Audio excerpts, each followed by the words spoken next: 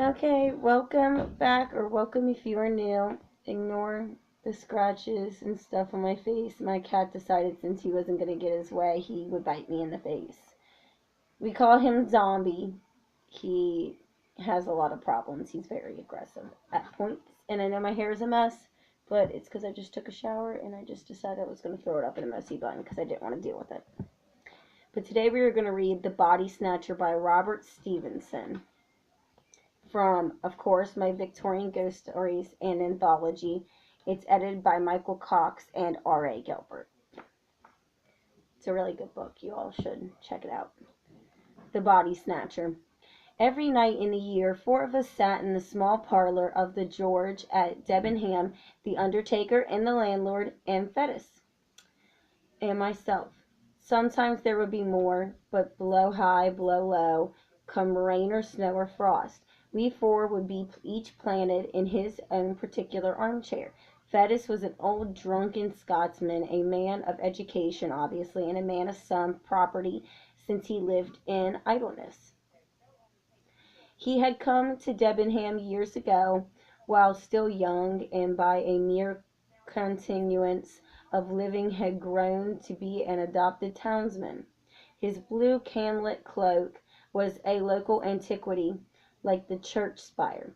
His place in the parlor at the George, his absence from the church, his old, crapulous, disreputable, disreputable vices were all things, of course, in Debenham. He had some vague radical opinions and some fleeting infidelities, which he would now and again set forth and emphasize with tottering slaps upon the table. He drank rum, 5 glasses regularly every evening, and for the greater portion of his nightly visit to the George sat with his glass in his right hand in a state of melancholy alcoholic saturation. We called him the doctor, for he was supposed to have some special knowledge of medicine, and he had been known upon a pinch to set a fracture or reduce a dislocated, but beyond these slight particulars we had no knowledge of his character and antecedents. One dark winter night, it had struck 9 some time before the landlord joined us. There was a sick man in the George. A great neighboring proprietor suddenly struck down with apoplexy on his way to Parliament, and the great man's still greater London doctor had been telegraphed to his bedside. It was the first time that such a thing had happened in Debenham, for the railway was but newly open, and we were all proportionately moved by the occurrence. "He's come," said the landlord, after he had filled and lighted his pipe. "He?" said I. "Who? Not the doctor?" "Himself," replied our host. "What is his name?" "Dr. Macfarlane," said the landlord. Fettis was far through his third tumbler, stupidly fuddled now, nodding over now, staring mazily around him, but at the last word he seemed to awaken and repeat the name Macfarlane twice, quietly enough the first time, but with sudden emotion at the second. "Yes," said the landlord, "that's his name, Dr. Wolfe Macfarlane."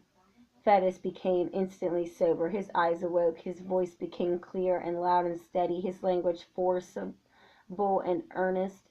We were all startled by the transformation, as if a man had risen from the dead. "I beg your pardon," he said. "I'm afraid I have not been paying much attention to your talk. Who is this Wolfe Macfarlane?" And then, when he had heard the landlord out, "It cannot be, it cannot be," he added. "And yet I would like well to see him face to face." "Do you know him, doctor?" asked the undertaker with a gasp. "God forbid," was the reply. "And yet the name is a strange one. It were too much to fancy to. Tell me, landlord, is he old?" "Well," said the host, He's not a young man, to be sure, and his hair is white, but he looks younger than you. He is older, though. Yes, older. Years older. But, with a slap upon the table, it's the rum you see in my face. Rum and sin. This man perhaps may have an easy conscience and a good digestion. Conscience? Hear me speak. You would think I was some old decent Christian, would you not? But no, not I. I never canted. Voltaire might have canted if he'd stood in my shoes, but the brains, with a rattling fillip on his bald head, the brains were clear and active, and I saw them and made no deductions. If you know this, doctor, I ventured to remark, after a somewhat awful pause, I would gather that you do not share the landlord's good opinion. Fettes paid no regard to me. Yes, he said with a sudden decision, I must see him face to face. There was another pause, and then a door was closed rather sharply on the first floor, and a step was heard upon the stair. That's the doctor, cried the landlord. Look sharp and you can catch him. It was but 2 steps from the small parlor to the door of the Old George Inn.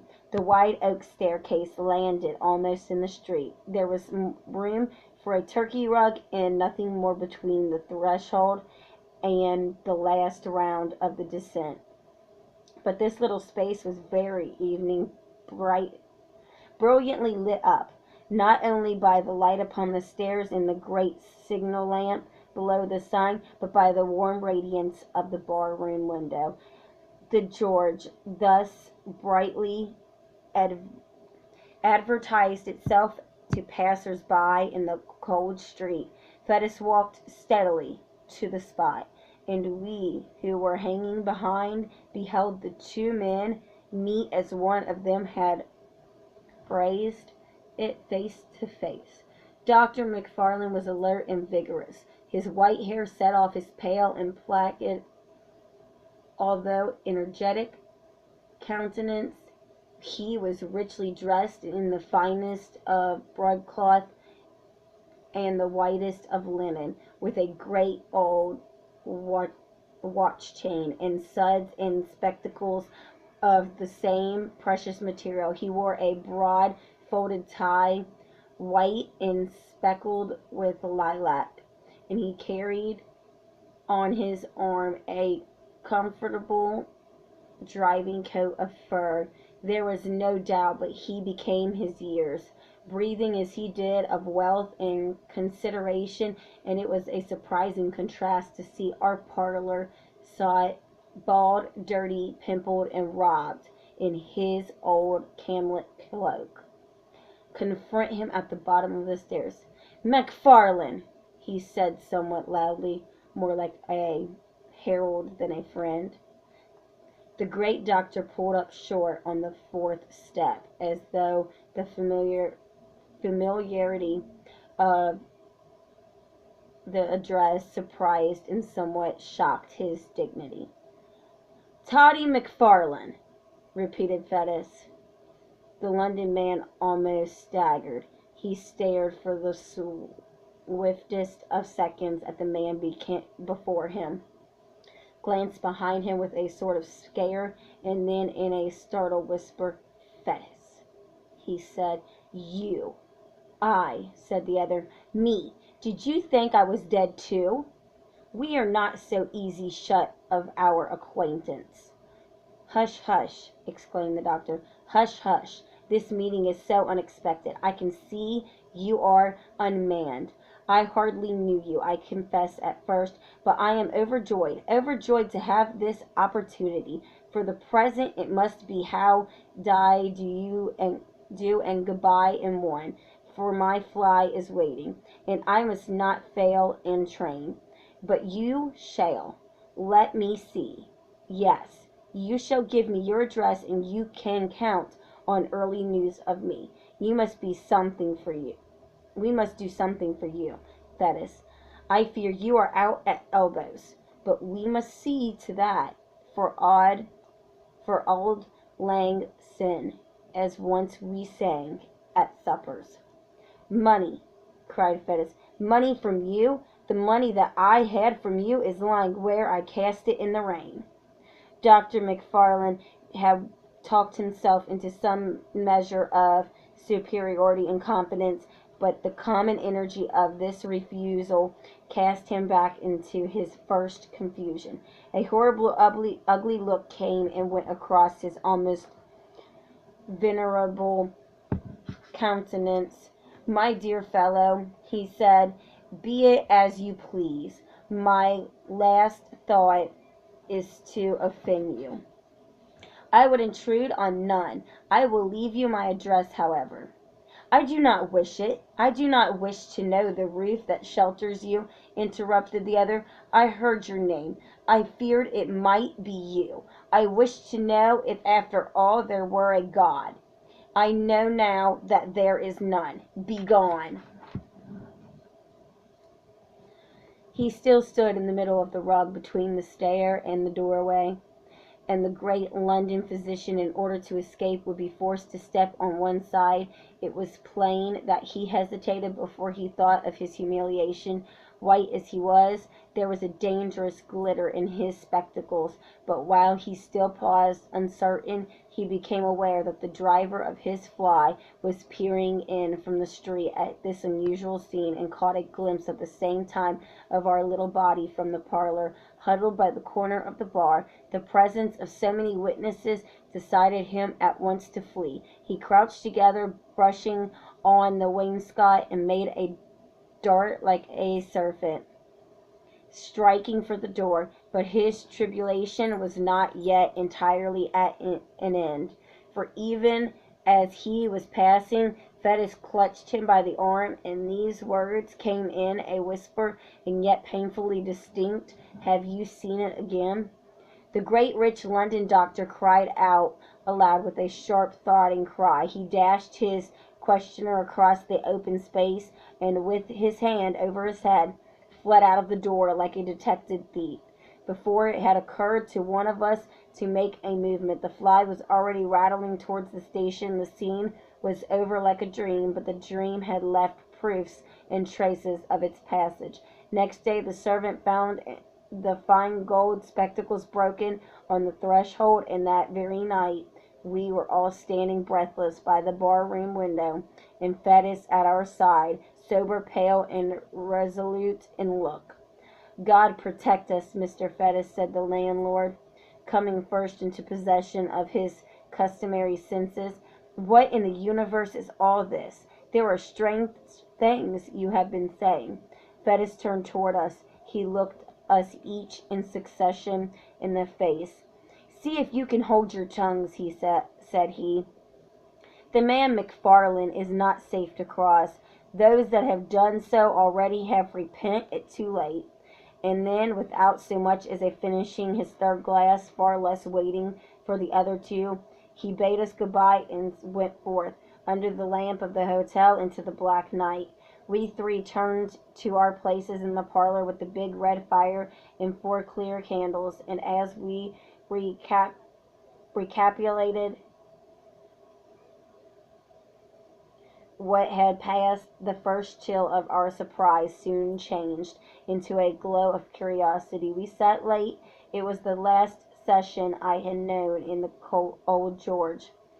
Each man, before we parted, had this theory that he was bound to prove, and none of us had any clearer business in this world than to track out the past of our condemned companion, and surprise the secret that he shared with the great London doctor. It is no great boast, but I believe I was better hand at worming out a story than either of my fellows at the George, and perhaps there is now no other man alive who could narrate to you the following foul and unnatural events.